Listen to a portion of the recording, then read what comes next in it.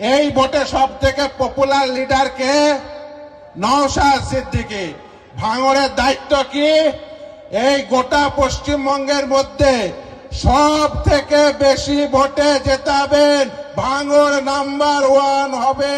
হবে তো? হবে তো? হবে তো?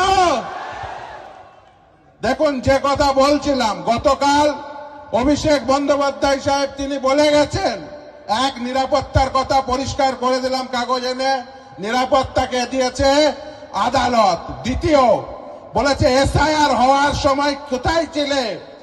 এসআইআর হওয়ার সময় মামলাকারীর নাম নওশাদ সিদ্দিকী, মুস্তারি বানু, মমতা ব্যানার্জি ছিল না। 2002 সালে কারোর নাম কাটা যায়নি। এই লাল ঝান্ডার পার্টির মুখ্যমন্ত্রী ছিল। আজকে 2026 সাল। 2026 সালে এই পশ্চিমবঙ্গেও এসআইআর হচ্ছে, কেরলেও এসআইআর হচ্ছে। কেরলে কোনো মুসলমানের নাম বাতিল হয়েছে? হয়নি। তাহলে তুমি পাড়ার বিডিও, ব্লকের বিডিও, সাব ডিভিশনের এসডিও, ডিস্ট্রিক্টের ডিস্ট্রিক্ট ম্যাজিস্ট্রেট, সব কর্মী তোমার। তারপরেও ওই রহিমা খাতুনদের, ওই সেলিম শেখদের নাম কি করে বাতিল হয়? তুমি চেয়েছো তাই নাম বাতিল হয়েছে। তুমি প্রথমে বলেছিলে এসআইআর হবে না, তারপরে সবাইকে দিয়ে এনুমারেশন ফর্ম ফিল আপ করানোর আগে নিজে এনুমারেশন ফর্ম ফিল আপ করেছো। তারপরে এই গোটা পশ্চিমবঙ্গে যদি দেখেছো যে এই মুস্তারি বানু, নওশাদ সিদ্দিকীরা মামলা করে এই সকলের নাম তুলে নেবে, তখন তুমি এই মানুষগুলোকে বিপদে ফেলার জন্য তখন তুমি ড্রামা করতে গেছো কেন? তার কারণ জজদের সামনে দেখাতে গেছো রাজ্য সরকারের সাথে নির্বাচন কমিশনের লড়াই চলছে। ওই করতে গিয়েই তো 700 বিচারক নিয়োগ হয়েছে। তার মধ্যে 200 বিচারক উড়িষ্যা ঝাড়খণ্ডের বিচারক। বাংলার নাম বুঝবে? বুঝবে না। এই করতে গিয়ে তো ফাঁসিয়েছে মমতা ব্যানার্জি। ওকে ফাঁসানো করিয়েছে কে? আরএসএস। ওকে ফাঁসানো করিয়েছে আরএসএস। দেখুন, আপনাদের মনে থাকবে যে ওয়াকফের সময় কি হয়েছিল। আজকে আপনার পাড়ার মসজিদ, কবরস্থান যখন দখল করার জন্য কেন্দ্রের সরকার তারা ওয়াকফ অ্যামেন্ডমেন্ট অ্যাক্ট নিয়ে এসছে, তখন সর্বপ্রথম মামলা করতে কে বলেছিল? এই নওশাদ সিদ্দিকী। কিছুক্ষণ আগে বক্তব্য দিয়ে গেলেন বিকাশ রঞ্জন ভট্টাচার্য এবং আমি। এই নওশাদ সিদ্দিকীর মামলা তিনি ফোন করে বললেন, দাদা সর্বনাশ হয়ে গেছে, দেখুন ওয়াকফ অ্যামেন্ডমেন্ট অ্যাক্ট এসছে, আমাদের মসজিদ, আমাদের কবরস্থান সব নিয়ে নেবে। তাহলে এই মসজিদ কবরস্থান বাঁচাতে চলুন দিল্লি। আপনারা সে জিনিস দেখেছেন তো? আজকে আপনাদের মাধ্যম দিয়ে, এই ক্যামেরার মাধ্যম দিয়ে অভিষেক বাবুকে একটা প্রশ্ন করে যেতে চাই।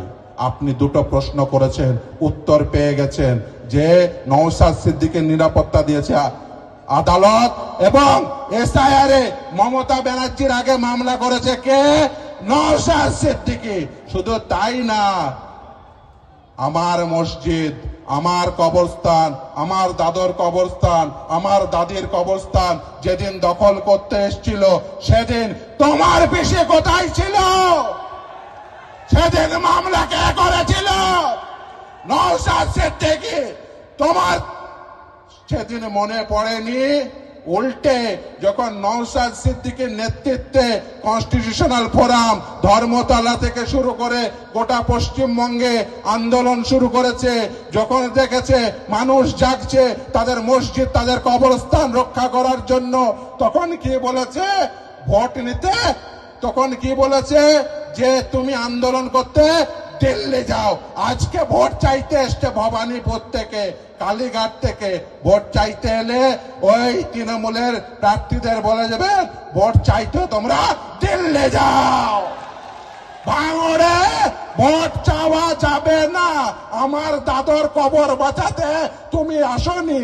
আমার দাদর কবর বাঁচাতে নওশাদ সিদ্দিকীরা এসেছিল, আমার দাদর কবর বাঁচাতে বিকাশ রঞ্জন ভট্টাচার্যরা এসেছিল, আমার দাদর কবর বাঁচাতে যারা এসেছিল যাদবপুরে বিকাশ রঞ্জন ভট্টাচার্যকে জেতাবো, ভাঙড়ে নওশাদ সিদ্দিকীকে জেতাবো, ক্যানিং এ আরাবুল সাহেবকে জেতাবো, দিয়ে আমার দাদর কবর রক্ষা করব, আমার পাড়ার মসজিদ রক্ষা করব, তুমি আমার কবর মসজিদ রক্ষার্থে আসনি, তাই তোমাকে একটিও ভোট না। দেখুন, ভোট শুধু কবর বা মসজিদ বাঁচানোর না, ভোট হচ্ছে কেজি টু পিজি বিনামূল্যে শিক্ষা পাওয়ার, শিক্ষান্তে প্রতিটি বাড়িতে একজন করে চাকরি পাওয়ার, ভোট হচ্ছে গোটা পশ্চিমবঙ্গ জুড়ে সাম্প্রদায়িক সম্প্রীতি রক্ষা হবে কি হবে না। তাই আগামী দিনে কেজি টু পিজি বিনামূল্যে শিক্ষা পেতে, শিক্ষান্তে প্রতিটি বাড়িতে একটি করে চাকরি পেতে এবং এই গোটা পশ্চিমবঙ্গ জুড়ে সাম্প্রদায়িক সম্প্রীতি বজায় রাখতে আপনারা আগামী 29 তারিখ খাম চিহ্নে ভোট দিন এবং এই বাম এবং আইএসএফ জোট ক্ষমতায় এলে কেজি টু পিজি বিনামূল্যে শিক্ষা, শিক্ষান্তে প্রতিটি বাড়িতে একটি করে চাকরি এবং এই গোটা পশ্চিমবঙ্গে কারোর হিম্মত হবে না একজন মুসলমানকে রোহিঙ্গা বলার, তাকে ডিটেনশন ক্যাম্পে পাঠানো, এই বলার যদি হিম্মত জাতি না কাউকে তৈরি করে দিতে চান তাহলে আগামী 29 তারিখ খাম চিহ্নে ভোট দিয়ে নওশাদ সিদ্দিকীকে বিপুল ভোটে জয়যুক্ত করুন। এই বলে আমি আমার বক্তব্য শেষ করছি। ইনকিলাব জিন্দাবাদ। আর আপনাদের শেষে যে কথা বলে গেছি, দেখুন আমি এসছি কিন্তু ওই যাদবপুর কেন্দ্র থেকে, আমি কিন্তু আপনাদের কাছে এই প্রত্যাশা করি যে আপনারা কিন্তু এমন লিডার তৈরি করেছেন যে আপনারা ভোট দিয়ে গোটা পশ্চিমবঙ্গ তাকে নয়নের মণি মনে করছে। এখন এই নয়নের মণিকে সর্বোচ্চ ভোটে জেতানোর দায়িত্ব কার? ভাঙড়বাসীর। জেতাবেন তো? সকলে ভালো থাকবেন। ইনকিলাব জিন্দাবাদ।